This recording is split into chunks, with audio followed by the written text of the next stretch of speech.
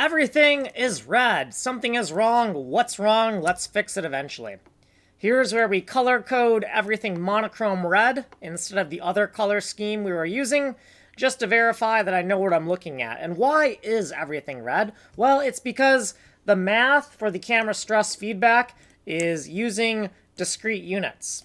And when we're checking to see whether or not we're within the edges, on the edges of the screen where we're going to have the camera stress feedback, well, we're doing screen chords, frag chords, mixed with discrete units. Discrete units is a huge number set, many more than the pixels that exist on the screen. So even if VP1 were slightly off screen, it would be enough pixels to cover the entire screen.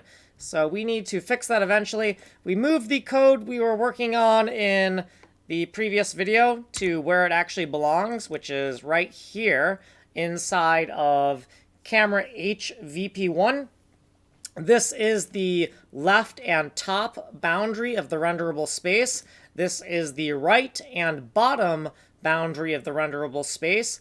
This is a shorthand variable for the cam wall variable we're going to be calculating. And we want to zero it out before we use it. We're going to make absolutely sure that the variable reference is what we think it is. And right here is where we're getting all of the edges of VP1 before it gets corrected and put into the renderable region. So we have the left, right, top, and bottom edges.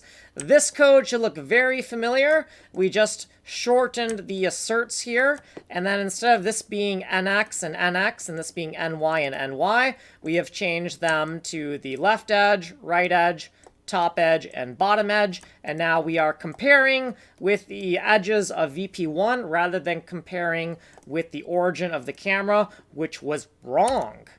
Tags for finding what we're looking for, what we did previously, some other notes that I don't have time to go over, and what we did in this video. So if you want to see this covered in more detail, you can go to the longer playlist. This has been video 1, 2, 3. Like and subscribe.